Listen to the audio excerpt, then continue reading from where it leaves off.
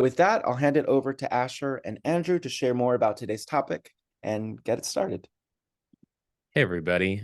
So excited to be here. Andrew, this is my first appearance as the head of games, and I couldn't think of a better guest to have on. Thank you so much for hanging out with us. Heck yeah, it's awesome, man. I'm happy to be your I guess the initial, what is it, the bon voyage, or what Yeah. do you call it? My I'm like your champagne bottle inaugural, that you hit yeah, yeah. against the side of the ship. Yeah, let's hope it breaks, huh? Yeah, so a little bit more background about me. I have been in product and operations for a decade. I also am a creator or have been a creator. And I've raised just shy of $1 million over 3 campaigns in the games category. It is something that I'm so passionate about. And I know Andrew with Crowdfunding Nerds has helped creators raise over $30 million Yeah. Mhm. just in tabletop games, but then another $100 million in ecom, like Mhm. across categories. And I love that. One of the things that I talk about a lot is like creating a sustainable business after the campaign, which we'll get to. But as somebody who's looked at like so many tabletop campaigns, Andrew, what are the trends that you see in the really successful campaigns? Well, oh man, that's a good one. First thing is that a lot of people, especially when they're new, they kind of hope that Kickstarter is going to be this giant X factor that multiplies them, from like an average campaign to a viral sensation. And the best campaigns plan and kind of in a way like control their own destiny. Like when you build an email list, it's painstaking and difficult, and blood, sweat, and tears are poured into your marketing, going to conventions, doing whatever you need to do in order to build that email list and build your audience and whatnot. You guarantee your ability to fund day one if you build an audience. And your what I find is like the typical creator that in the tabletop category in particular, that focuses on building that audience, that pre-marketing, you fund on the first day. And if you fund on the first day, if you do it right, you generally are going to make between 3 to 500% of a very legitimate funding goal. Assuming, let's say, you have like 400 backers required to actually get to your funding goal, which seems really, there are some companies that will put like $5,000 and they know Right. they're going to make millions Yeah. or hundreds of thousands. And a lot of creators look at them and they're like, I wish I could be like that. And those creators have spent years and many campaigns and much effort to build that email list. They've put blood, sweat, and tears in, just like you're going to have to, but they're at a different place. And so it's kind of like some creators, they look at the top of this mountain in the distance and they think, how can I ever get there? In actuality, what you need to do is look down at your 2 feet, look at the mountain so that you know you're going in the right direction, but then look down at your 2 feet and say, how can I get one email subscriber this week? I mean, that's going to get you closer. And so focus on the things that you can control. And, that is getting one email subscriber a week, and then getting that email subscriber to join your Facebook group or your Discord server or whatever. Like any little thing that is going to actually bank the result of your effort will eventually snowball into a big avalanche that will fund you on day one. And so that's really what, don't focus on what you cannot control, focus on what you can. And that's, building your email list and making your fans very, very excited for your launch. So, Yeah. Yeah. Pre-marketing community is so huge. And we have dedicated like a non-trivial part of this webinar to that exactly. So I'm really excited to talk about all of that. It sounds to me like what you're saying is like sort of above everything else, ceteris paribus, a campaign that does a bunch of pre-marketing will be more successful than a campaign that doesn't, even if the case is they poured so much heart and soul into the game itself or mhm. into the campaign page, or things like that. Is that generally your observation that like those things are important, but at the end of the day, it is all about getting that first email subscriber? Yeah, because well, so That feels when you like get, your truth. Yeah. yeah, there you go. I think when you get one email subscriber, so if you get 1,000, 10,000, whatever each email subscriber represents a human at the other end of that interaction that has wants and needs that show genuine interest in your product. Hopefully, that's why I don't like, doing a bunch of giveaways and trying to like get people on your email list to bait and switch them with, by the way, I'm making a game too. You want to get somebody that joined your email list specifically because your product looked interesting to them. And then you warm that person up by sharing more information about your product. So to kind of excite them, tell me about like mechanically how this works and where the strategy is and how tactile it is and how interesting it is.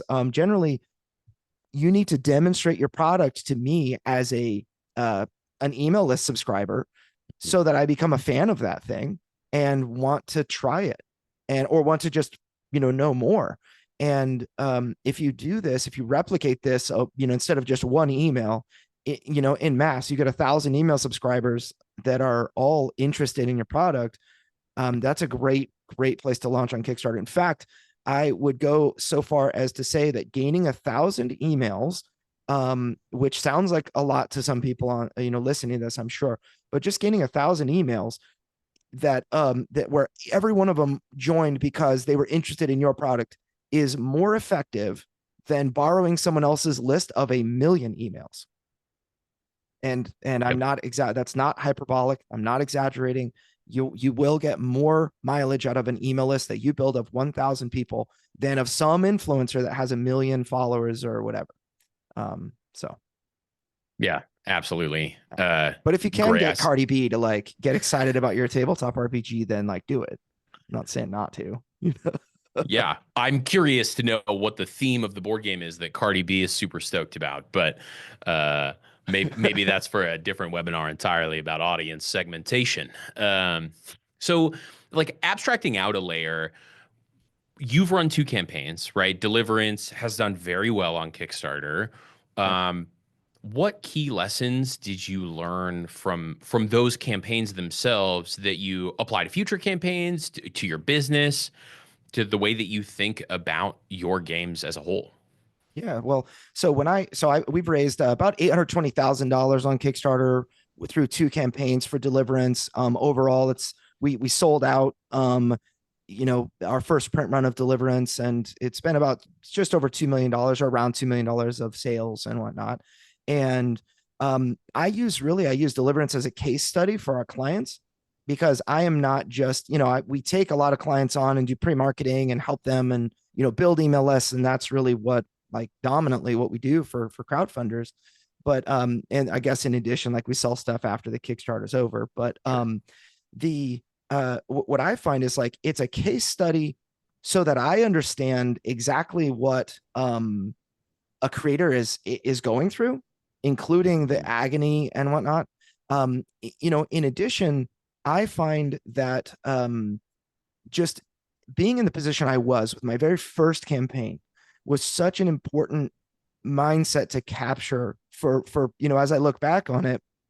I think, I didn't have lots of money. I was $60,000 in debt by the time because of my board game Deliverance, by the time I actually launched on Kickstarter. And there were lots of reasons for that. Part of it was because of, just the art that I felt was required. It's an interesting niche of a game. And so I really had to go over the top with awesome art and other things like that. So I'm like very in debt.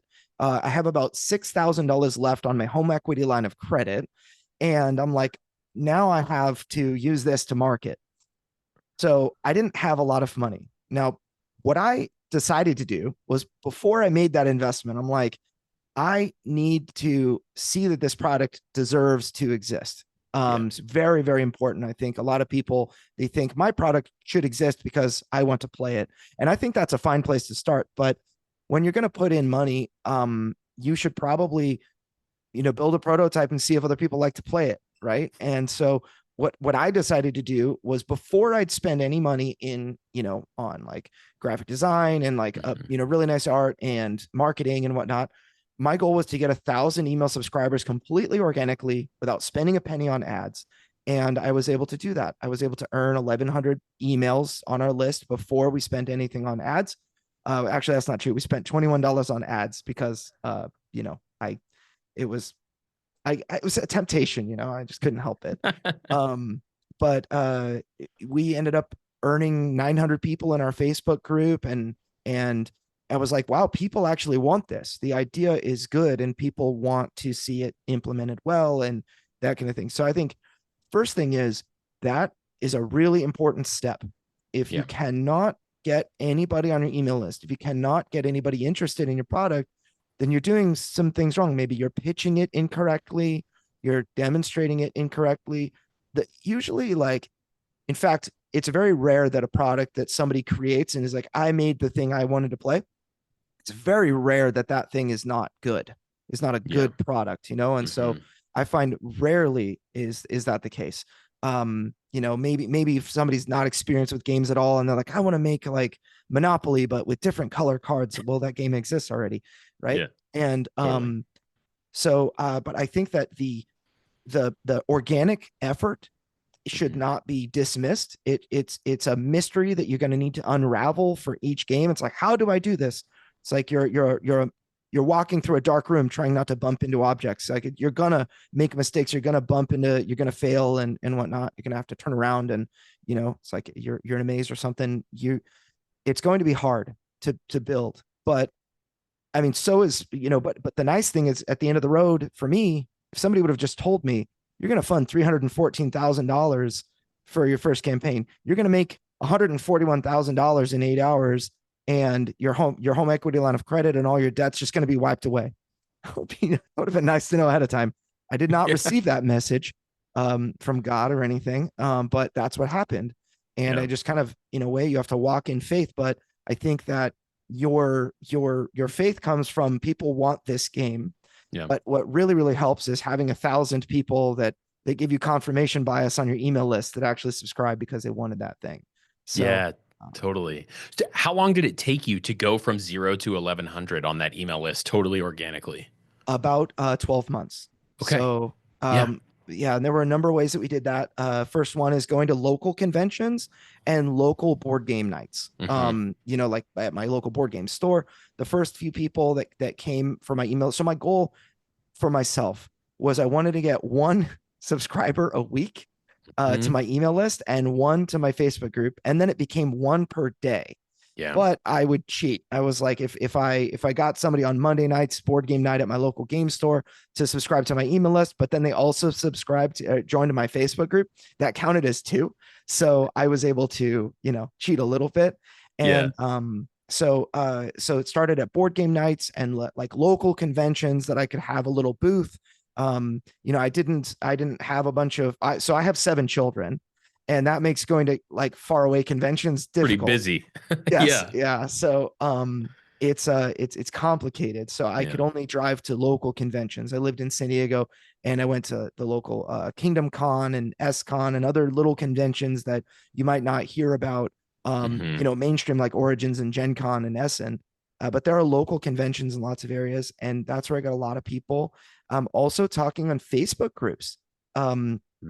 Facebook. I remember one time. So Deliverance is it's an awkward product to sell. It's one of the most challenging products for me because it's a Christian product. It's a Christian board game, and when I say that, it's just basically thematically, angels are good, demons are bad, the devil is the worst, and that's like just what the Bible says, right? So there you go. It's a game about angels and demons. So there was this one time where a fan of ours shared my landing page, like my website address. And so Deliverance is also the name of like a 1969 movie that was nominated for Best Picture that is not at all about angels and demons. That is very much, some people watching this will know, famous for something else. And I got so many banjo memes and people making fun of it and whatnot in this one group. And then other people were like, hey, you're being mean to that guy. And, you shouldn't troll him like that. And then other people are like, oh, that's interesting. And I earned 400 email subscribers in an hour. It's like, originally it kind of hurt my feelings about like, people giving me banjo memes and whatnot. But now it's like, bring them on. Like, I need more email addresses. It's like more comments are great. I just kind of embraced and started being willing to make fun of myself and all that. And it's like, those types of social media things you can't really plan. You can share, you should share on social media. You should not share your website link when you make a post. Don't share your link, but wait until somebody is interested and comments on your post about how, that looks interesting, or anything that gives you an excuse to say, oh, thanks, yeah, you can learn more right here. And then that comment will oftentimes be the very top voted comment on on your post, and you'll get email subscribers. So I would regularly post in groups like Board Game Revolution community and the board game group, and there's Board Game Spotlight, and there's our Crowdfunding Nerds community and Board Game Design Lab and lots of other groups. And I would find certain groups were just kind of gravitated toward my game, like Solo Board Gamers and Board Game Revolution and Board Game Design Lab became the groups that people would interact with me regularly. I would interact regularly, and we would get 10 email subscribers for a post. Sometimes I would make a post I was so confident was amazing, and it would get like one like, and it would be my mom or something. It's like, nah, that didn't work. And then I'd make a post that was just, I thought was dumb, and somebody would ask a question. It would get a little engagement, like, I don't know, 10, 15 likes on it or something. But I would post my link in response to, to my landing page. And we'd get 10, 15 email subscribers. And over time, that diligence is really, it's motivation is like, there's this meme that motivation is like you jump real high, jump low, and then stop jumping. And then diligence is like a low jump, like all the way across the entire chart. I think that you really need to be diligent in your effort on social media. Plan for nothing that you do to work, and you have to figure out how to just do better. It's like nothing you do is going to work at first, and then you're gonna find some random post that you made that all of a sudden hits big, and just find ways to do that more consistently. So yeah, absolutely. Yeah. So thinking about that, I mean, so there's the whole community building and marketing that is all happening in the 12 months ish or so kind of preceding your campaign. I think you're also building a game that you're sharing simultaneously. And one of the questions that we got ahead of time from our audience is sort of, at what stage of development do you think creators should launch their campaign? Like, how do you weigh polish versus momentum? And we know we've seen a ton of different projects at Kickstarter take sort of every approach, right? Somebody would be like, this is totally done. We're going to ship it to you within 3 months. And there are other people who are like, we're going to deliver this in 17 years. And it's going to be amazing. How do you personally weigh the polish versus the momentum that you're getting? Yeah. So the first thing is, I think that before a game is ready for crowdfunding, it needs to have a hook that I can understand in 6 words. So, Deliverance, the Angelic Warfare board game. That's what it is. So if you like that idea, then you're in. And if you don't like it, then you're out. And if it just kind of piques your curiosity a little bit, you might want to know more. And that's where I can share all the things, Modifius Entertainment is a client of ours that they do such a great job with their crowdfunding pages, just boiling down what that thing is in, the shortest amount of words. And I think that will really, really help me understand. So that the simplest you can, I guess at its most basic level, I need to have a very strong hook to the game. Like, why is this game interesting? I mean, Agricola was interesting and innovative because it was a worker placement game. And then Dominion was interesting and innovative because it was a deck building game. But now Dune Imperium combines those two things in a really interesting way. And, and I'm able to kind of share this hook with other people. Like, as a regular gamer, I'm able to share why I like Root, or why I like Chronicles of Crime, or, all these games on my shelf, or all the Stonemaier games up there, And for you and your game, it should have a hook that you understand what it is. If you don't understand what it is, you might think but then you need to ask your fans why they like it. And, you kind of need to distill down your, what the core of this game is, that is the prime reason. Like, I have, hundreds of games on my shelves, and why do I need yours?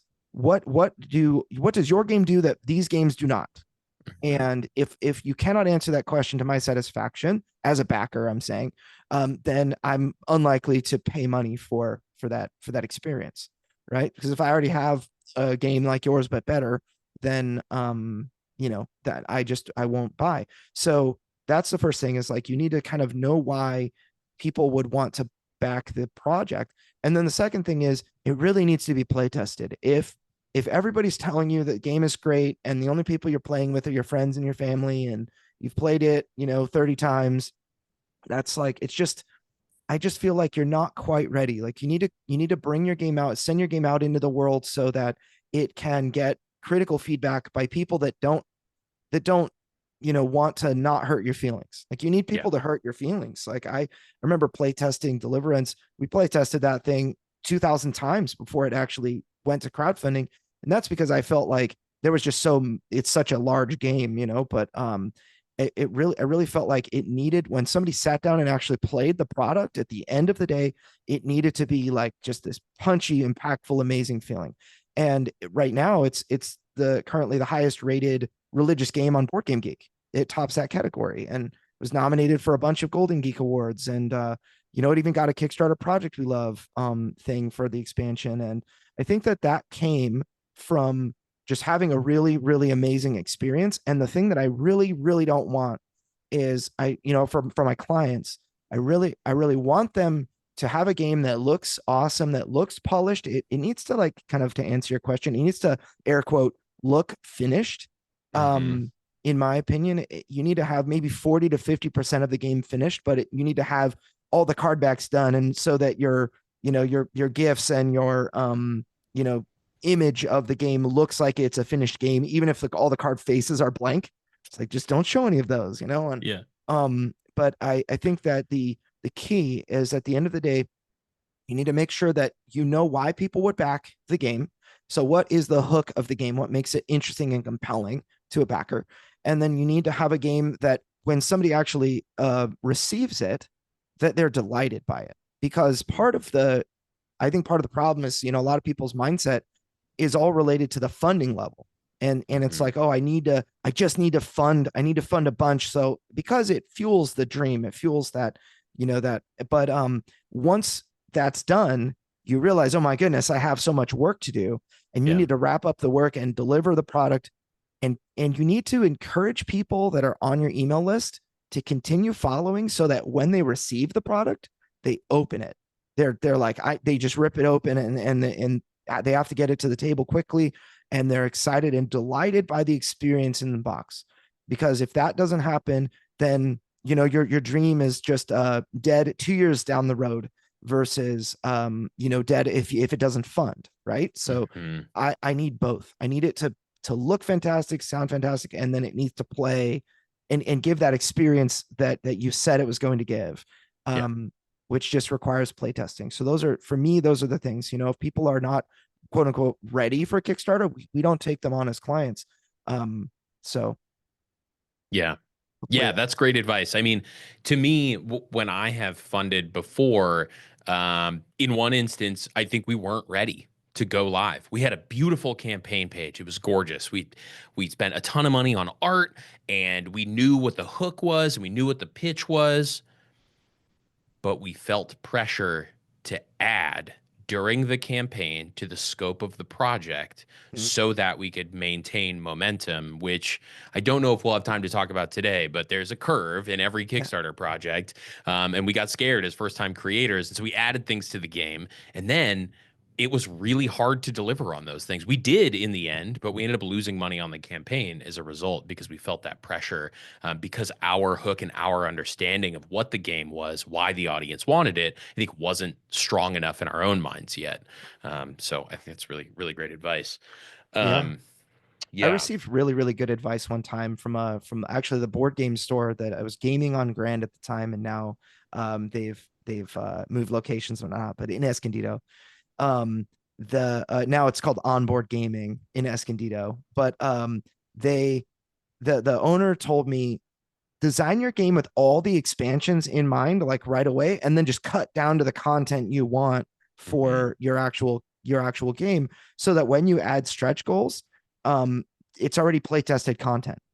It's like, that's a genius idea. Yep. So I give that to anybody listening. Highly Yeah. recommend. That's like a little secret that exists around stretch goals that is such great advice. Yeah, Yeah. absolutely. Okay, so switching back to kind of this like marketing and community building, there's a great question here about creators working on a small budget. And I know that we've talked about sort of organically building your list and using that as your launching pad. If I do, let's say I do have a small budget, when does it make sense to invest in paid ads versus organic? And like, are there moments where I can really capitalize on the organic that I have going with a little bit of spend? That's a great question. So first thing is, typically anytime something works beautifully organically, my recommend, so let's say you posted in a board game group, or the board game group, and you had like 100 people engage with the post, and you're like, oh, that's really good. My recommendation is to take that information and post it in another group a few days later with some like advancements, like based on some feedback I received. Here's like maybe an updated version of the post. So if the same person happens to see the first one and the second one, they still find value in the second one, even though I post one in the board game group and another one in Board Game Revolution community, which have separate audiences. There is some crossover, right? But the success of the organic lets me know that that's interesting content. I might not know exactly why, but I know it was. So kind of stay in that same theme. And also post follow-ups like, hey, so I got this feedback, I received this great advice, here's what I did about it, and that kind of thing. You can really build a lot of momentum that way in the same group, because the same people will see it and the same people will find more value, because now they're kind of part of your journey. Now, where it comes in regard to paid advertising, first thing, my general rule of thumb is, with it, you want to, whenever you're paying to get emails on your list or followers on your Kickstarter campaign, you want to have those followers come as close to your launch as possible, because there's something real called audience fatigue or follower fatigue, where if they've been following you for 6 to 12 months, they may fall off the wagon and then come back 6 months later and be like, is this launched yet? And then fall off the wagon again and then come back 6 months after your campaign finished and like, oh, I guess hopefully the late pledge is still around, but within 2 months of your launch is my answer. So spend the money that you have within 2 months. Generally, I would say the most effective spend is up to $20 a day. You can, Facebook will spend that like very wide. You start to scale your campaigns, $100, $200, $300 a day. You run into other types of problems, but whatever your budget is, parse it out by day. Say I have $300. That means I have 15 days that I can market on Facebook ads. So if you've got $300, 15 days for your campaign launches, run ads at $20 a day. If you have, $3,000, then split it. My maximum is 2 months of time. So that's $1,500 per month, and stack it, as evenly as possible throughout that time. So hopefully that is a good answer to the question. The last part you asked was about like organic. If let's say if I post something on my business page and it gets a decent amount of traction and traffic, the temptation is to hit that boost post button. I actually don't find the return to be great on that. What I do instead is, if something works really well to my audience and they really liked it, my first goal, back up a little bit, my first goal is to get their email. Then I use the email to win the right to communicate with that person across multiple different channels. Facebook, like in my Facebook group, on my Facebook page, on my Discord server, on Board Game Geek. Like I want to say, here's my, forums over here. Here's the group over there where we talk about rules. And here's Discord where you can go play on Tabletop Simulator, whatever, But if it worked really well on Facebook, as a Facebook page, then I'm going to post it in my other places, like a Discord announcement, maybe a post with the dreaded everyone tag in Facebook, other things like that. So make sure that you have the ability to spread the organic message organically as in as many places as possible. And then save the paid ad spend for those like that last, like that 2 months before you launch. Great advice. Cool. Looks like we've got time for maybe one more question before we get into the open Q&A. Okay. So I want to talk a little bit about like attribution. So you're in the campaign, and you are looking at the Kickstarter dashboard. You're trying to figure out sort of what's driving campaign momentum. Would you mind pulling up the Deliverance project so that we can like Yeah. have a look at it and see how you look at this dashboard and sort of what it means to you in terms of how effective your efforts are mid-campaign? Sure. Sure. Let me go ahead and do that. So I can screen share. I shall screen share my Deliverance Council of the Fallen expansion. You guys see this? Yeah, it looks great. Okay, cool. So yeah, so the campaign here was for an expansion campaign for Deliverance that required the base game, by the way. One of the lessons I learned is make the game a standalone. It is Mhm. such a lower ask. You know, look at my average pledge, $148, far That's above. huge. Um, Yeah. and this was right before, I want to say it was like a month or two before stretch pay. And I'm like, wow, that would have been a really amazing feature. So it's incredible you guys have that now. Although it was right after the post, the late pledge button. By just simply clicking that button, I made $20,000 more. It was really nice. So thank you. So here we go. There's like 482 all the way to late pledges 505. So anyway, okay, let's look at these backer sources. So we've got different types of referrals. So you've got custom referral links, you've got external referral links, and you've got Kickstarter. These are kind of the three. So what Kickstarter is saying is Kickstarter is taking credit for things that are type Kickstarter, and Kickstarter is giving me credit for things that it says are external, and then custom are it's giving, well, we'll call it other things credit. So Kickstarter is not taking credit for anything that's external or custom. Yep. And so custom are links that I can use to say, like, this was our, for example, Deliverance V1 is our launch day email that I sent, and our Kickstarter update to the previous campaign, and that kind of thing. So there are a number of different things that I find that are credited in different ways. So Kickstarter is trying to do its best to give me attribution and help me understand where my money came from, and it's really useful to to see like how, for example, where I should put money in. Like now that I made a bunch of money, I know in 3 weeks after my campaign's done, my my home equity line of credit and my credit card, whatever, is all paid off. So how can I now invest more money? And this is generally one of the best place to look. So we did a launch day email, obviously very, very impactful. Direct traffic with no refer information. This is really important. Well, actually, let me tackle this in a different way because I know we have such limited time.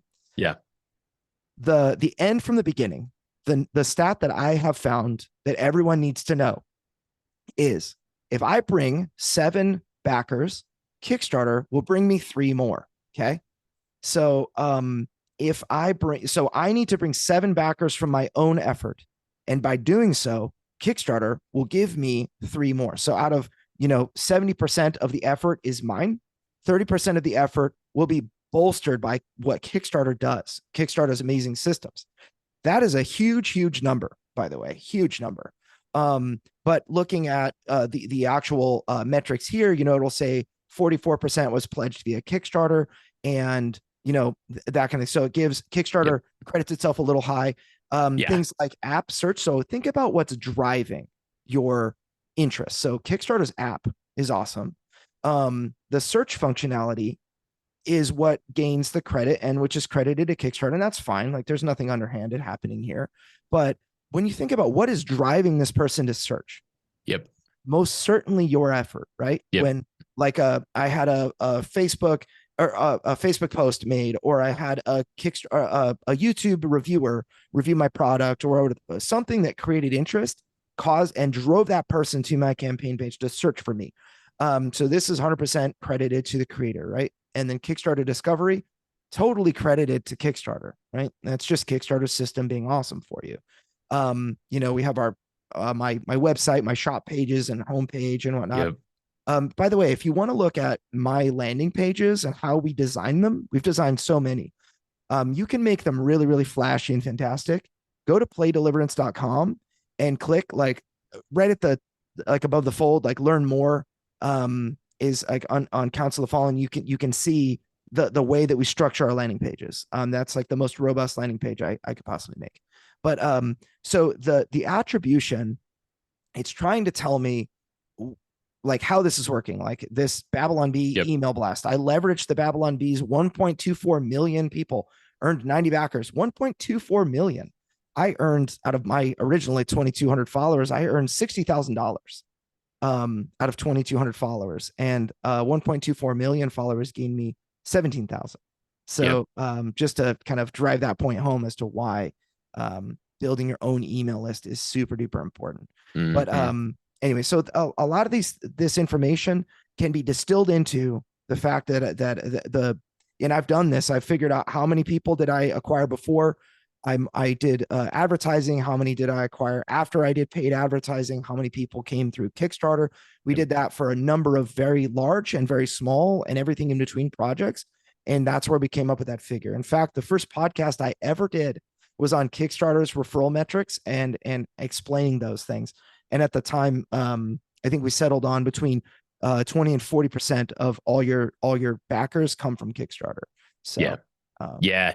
And that's been my experience too. You know, you will see, I talk to and I see a lot of creators sort of in the cultural zeitgeist talking about how Kickstarter will bring you lots of eyes to your campaign. It can make your campaign if you don't have the funds to do it yourself. And what I will say is, we have built a platform that we really, really try to make as useful as humanly possible in terms of like for backers to increase discoverability and to do all of these things. And there are promotional efforts that we can make. I will say, though, that in my experience, Kickstarter's promotional tools and it as a platform serves as an accelerant to the work that you do. Yep. If you have, like, it is almost perfectly scalable all the way up from the smallest to the biggest campaigns.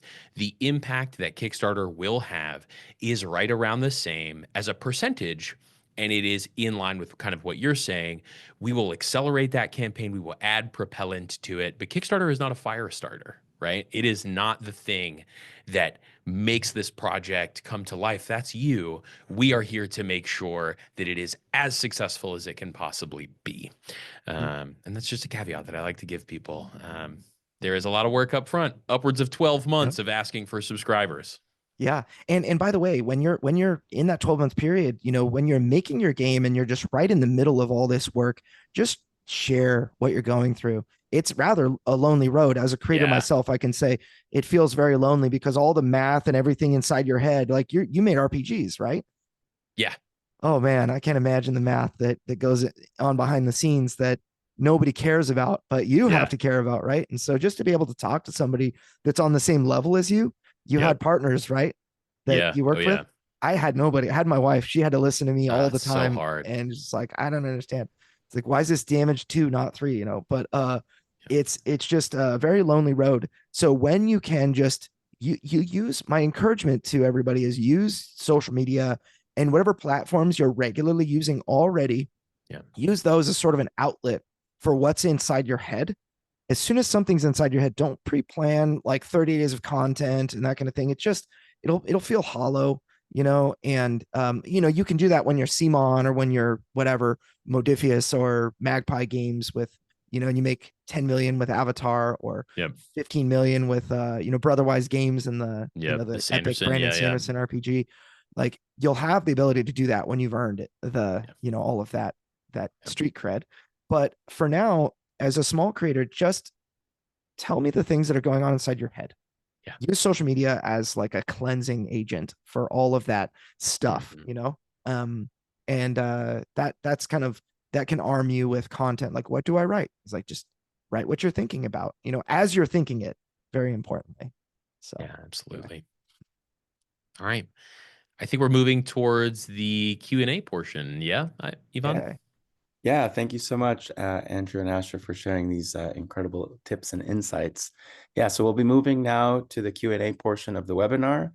Feel free to continue dropping questions in the Q&A box or any follow-up questions that you have, you can drop them there and we'll try to get through as many as we can. I think this last question that you posed covered a lot of the marketing questions that were in the Q&A box. So I hope that that has helped to answer some of that. If there's any follow-ups there, please post them. But I will add here, say one like missing piece there from some of the questions that are in here. You know, you talked about working with like a limited marketing budget. And in particular, someone had asked, is there a good way to measure returns on commissioning content creators, specifically for like playing a game and like sort of demoing that? So the key I find in this question is return on investment. This is something that I think as a first-time creator, I was obsessed with return on investment. I have a very limited amount of money to spend, and I want to make sure that money goes as far as humanly possible, or you know, to make sure that my game has the best possible chance to thrive as great a capacity as it has. Right? Maybe, you know, I remember launching Deliverance when The Witcher 3 launched, Witcher 3 Old World. It's one of the biggest projects on Kickstarter ever in the games category. And it also deals with like spiritual warfare and stuff. It's like, wow, this is, if I picked a worst time to launch, you know. But I'm like, I just need to make sure that the money that I spend returns and goes as far as possible. You know, like I mentioned The Witcher to say the ceiling of The Witcher is higher than the ceiling of my campaign. But I just wanted whatever was going on my campaign to do as well as it possibly could. And so return on investment was an obsession. It is less so an obsession for me now. What I think about is the wisest. So there are two types of investments, we'll say. Free marketing, you have what you call sunk cost. This is an amount of money that you have to sink. So I always think about it like I used to be a semi-professional poker player. I sit down at a table with, let's say, $100 buy-in. The only right way to play poker is to consider that money lost. The moment you put it on the table, you no longer have $100. So that, let's say 2-3 hours down the road, you know, you're playing and you have $60 left or whatever.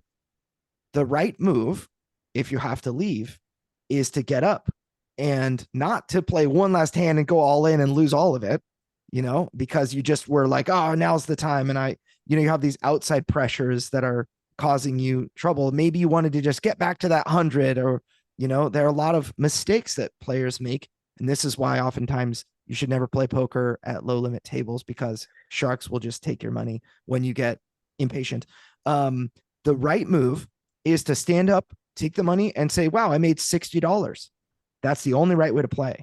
So when you're pre-marketing a project, the only right way to play is to say, how can I generate the greatest number of email? Really, it's all about email followers. Anything else is secondary. When you have, let's say if you have $5,000, you're like, I need to spend this money as wisely as possible. Then take the first, you know, as I would say about $2,000 per month, put that into Facebook ads. Nothing else is important. The last 1,000 that you have, you can consider other ways to spend it. I definitely think you need to have video, especially for Kickstarter. I call it hygiene factors, certain things you just must have on your Kickstarter page. One of them is a video review from a decent, you know, company like Dice Tower or Man vs. Meeple or Board Game Co. or lots of different, you know, creators that would be considered like top tier. Someone that's like, oh, clearly this creator is not embarrassed of their project. They gave it to a reputable reviewer and I can trust this campaign page, you know. But you don't need to, you know, when you think about, like, go back to this, like this Babylon Bee thing, at 1.25 million emails, and I spent, you know, something like $9,000 for that email blast, and I made 17,000, and that's really great. But holy cow, that's a lot of money to spend, and it's not actually that much to come back for such a massive list. But oh wow, it's like, it just seems like if I could only get access to 1 million people that are blasted out, it's not going to help you as much as you think. And that is true in every single case almost. I would say without reservation, you don't want to rely on someone else's list. You're going to get under 1%. Most oftentimes under 0.1% of those people are going to care. Yeah. So don't rely on someone else's list in order to get you funded. Focus on what you can focus, which is building your own email list. You will get so much more mileage out of spending your money on your own, running your own ads, getting your own emails, and that kind of thing. And a lot of the time, the trouble that people have is that they have a lack of education. They say, I don't know how to do this. So actually, my services, if you were to hire me, we generally start like around $3,000 for a campaign and go up. We have flat fees and everything, but there are a lot of people that can't afford to spend that. And so we created our podcast. I have almost 230 episodes of free content for you. That's like topically driven. Crowdfunding Nerds podcast. You can find it everywhere. You can find actually the first few episodes are so good. They are on YouTube, on our YouTube channel. And Sean's in the chat. I don't know if you want to share our YouTube channel link, but those lessons are so valuable. They will teach you what to do and how to look at marketing and whatever. But then we added a middle point. We have these courses. We have our Crowdfunding Nerds Academy, which actually helps people by giving you like all this information from hundreds of case studies of tabletop games, probably about 250 now, and closing in on $35 million funded and whatnot. But all of this information packed into like 4 hours of education on how to fund on day one through Facebook ads. It's like, get that for $400 or whatever. It's like what we're doing now. We've got a course on Facebook ads. We've got a course on email marketing and a course on Kickstarter page design and optimization, how to do those things right. And those are way cheaper, and they will give you people that need to do it yourself because you just don't have the ability to hire an agency like mine. It will give you the expertise you need to kind of make it from point A to B. So that's at crowdfundingnerds.com/academy.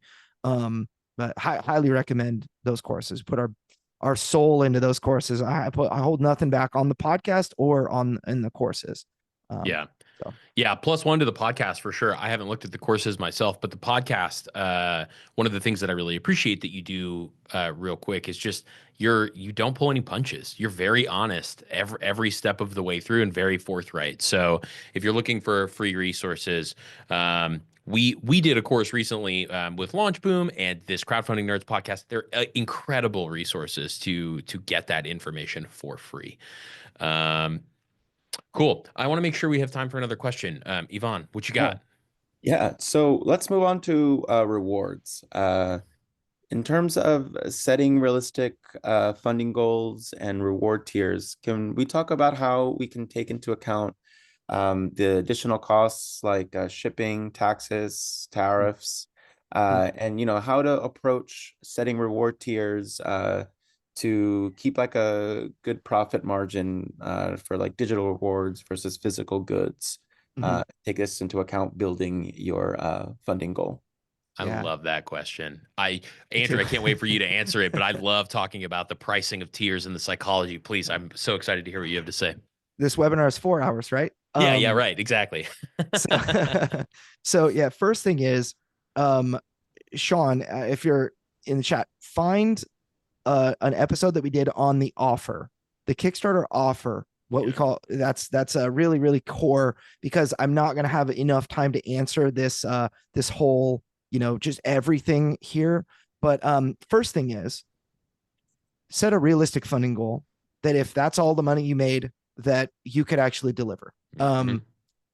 Next thing is, definitely use a pledge manager. Like Kickstarter's got a good pledge manager that you can use, right? Or it's coming, or what's the, so like it's imminent. Anybody in this room that's launching a campaign will likely be able to use it by the time their campaign ends. Yeah. That's awesome. So a pledge manager is very important. You're going to be able to split the shipping charges and, any unpredictable things like tariffs and whatnot, which, by the way, for anybody concerned about tariffs, I did 2 recent episodes, one on my own thoughts on tariffs as well, and what to do. Very, very much focused on a positive approach, a silver linings, what can we learn, what to plan for, and so on. And then I interviewed a Chinese manufacturer about tariffs as well. And those episodes are really useful. But so the first thing is, don't deep discount your product. There's an equation that people will just spout, which is very common.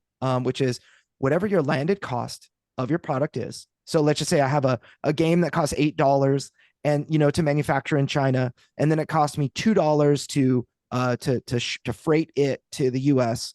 And we'll just say, I don't know, a small tariff or whatever. Let's just factor it in to keep it simple at $10 is the landed cost that it cost me to get from all the products, 1,000 games from China to the US, $10 a piece. So 1,000 games, $10 a piece, $10,000, right? So the equation is 5 times that landed cost is what I should set my MSRP, the retail price, 5 to 6 times maybe. So a $10 landed cost is a $50 product. This equation is only important if you are going to sell through retail and through distribution.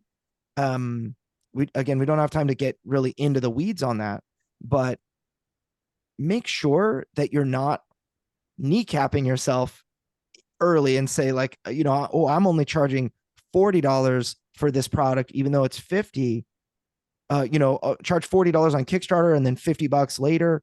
Everybody's going to go Google it, find $40 on Kickstarter, and then feel offended that they have to pay 50 for the same product and whatnot. So focus rather on, instead of on discounting, there's no value. It's like, I don't want to pay 50 for your product. I don't even want to pay 40 for your product. I don't even know what your product is. But when you demonstrate it and I understand your product, and it's like, wow, this value looks incredible. I don't have it on my shelf. I really need it. Then I don't care if it's $40 or $50. I'll back whatever. So what I prefer is giving people extra value. So give me a $49 product, maybe $47 product on Kickstarter that's retails for 50, but I want more stuff. I want extra value. So really focus on that. And then also, in relation to things when you're scared about tariffs, for example, there are a lot of people that are afraid about tariffs. Your backers will feel that fear.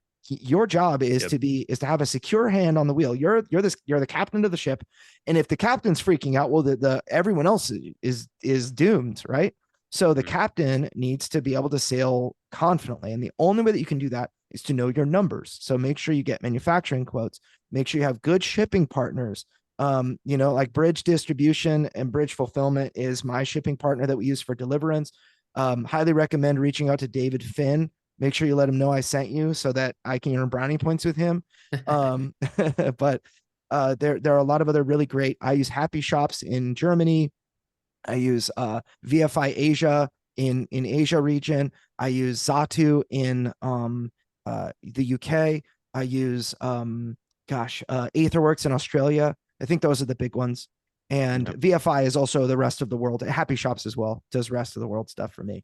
But make sure you know your numbers so that nothing is like a surprise to you. And then whatever amount you need, make sure that you add 10% for Kickstarter and Stripe fees, and then add another 10% on top of that for just things that are not predictable. So it's So hopefully that hits on the head. 100%.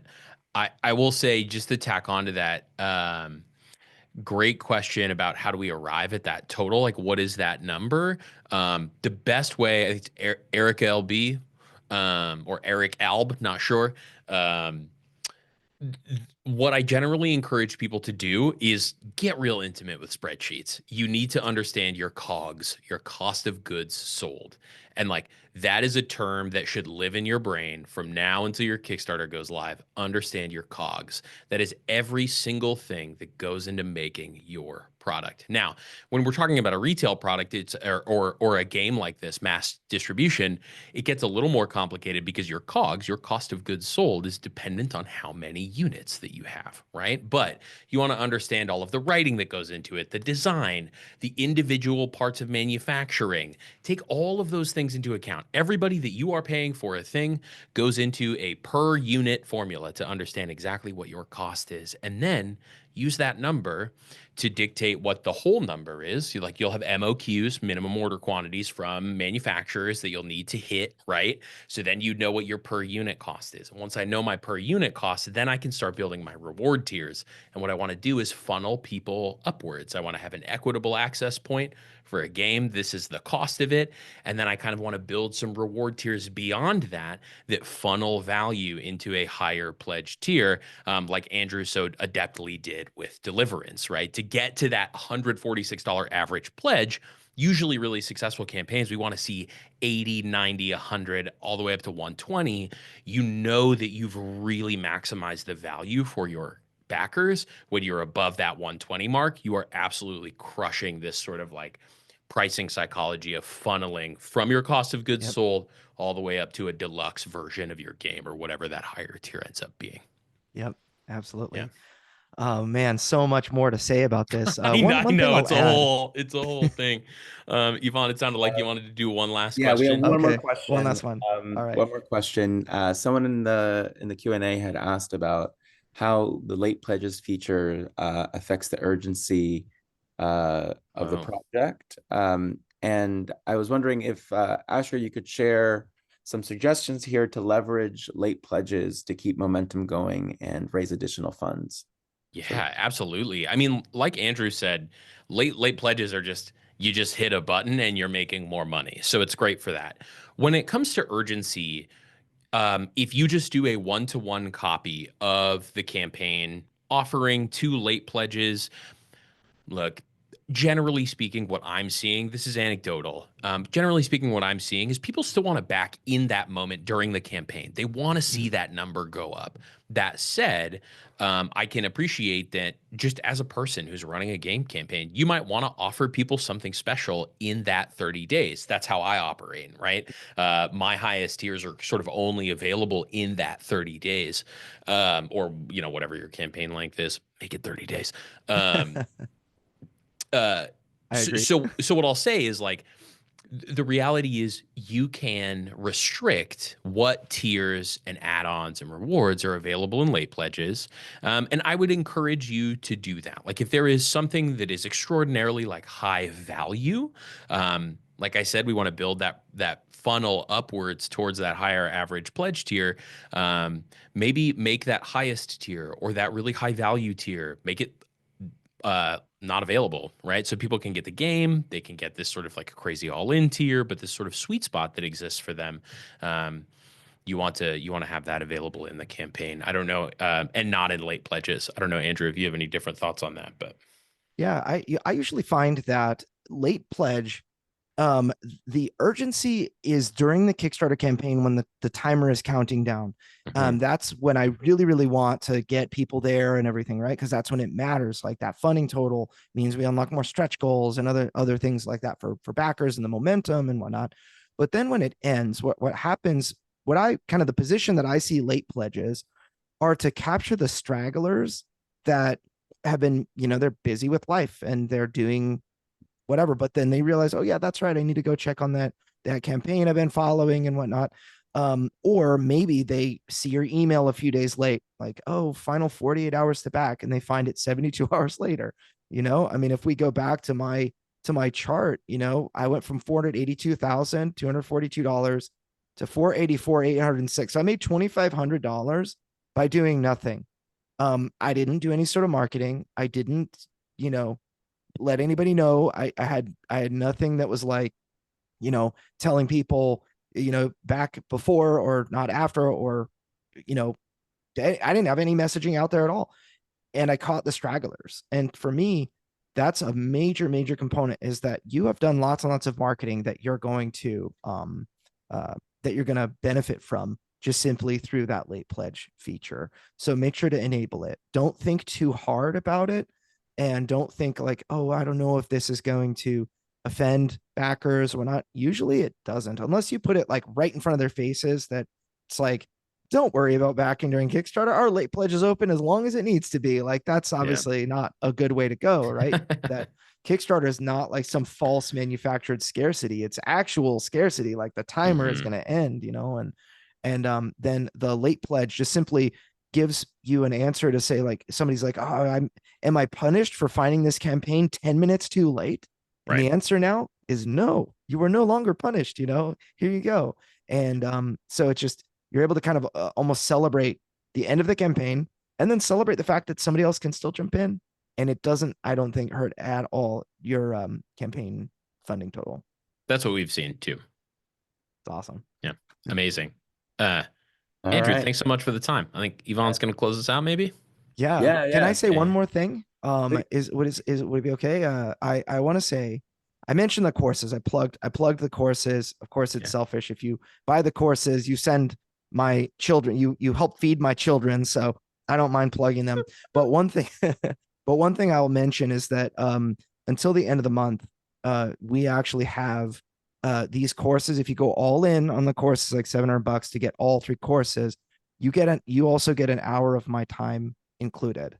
So it's my way of kind of matching your effort for going all in. I give you an hour of my time for $1.